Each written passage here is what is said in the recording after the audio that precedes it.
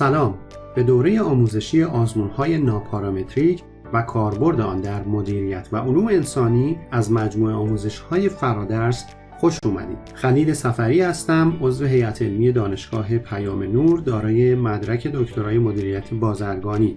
در این دوره آموزشی سعی داریم ضمن معرفی آزمون‌های ناپارامتریک و بررسی تفاوت‌های اون با آزمون‌های پارامتریک با منطق این گونه آزمون‌ها آشنا بشیم و بتونیم در کارهای پژوهشی و تحقیقی به خوبی از اونها استفاده کنیم.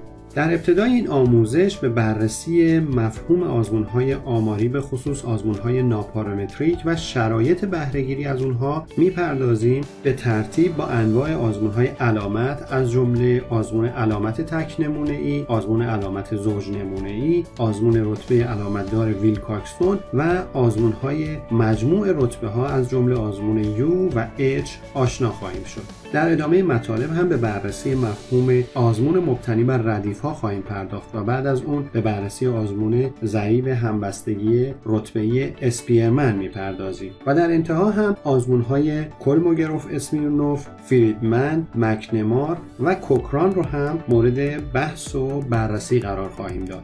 در نهایت شما با گذراندن این آموزش قادر خواهید بود به شیوه‌های علمی به بررسی ادعاها و حدس‌های مطرح شده در مورد پدیده‌های مختلفی بپردازید که از توزیع نرمال و دیگر شرایط آزمون‌های پارامتریک ممکنه برخوردار نباشند و پیروی نکنند. امیدوارم بتونیم در کنار هم دوره آموزشی خوبی رو پیش ببریم. منتظر نظرات، پیشنهادات و انتقادات ارزشمند شما در خصوص این دوره آموزشی هستیم.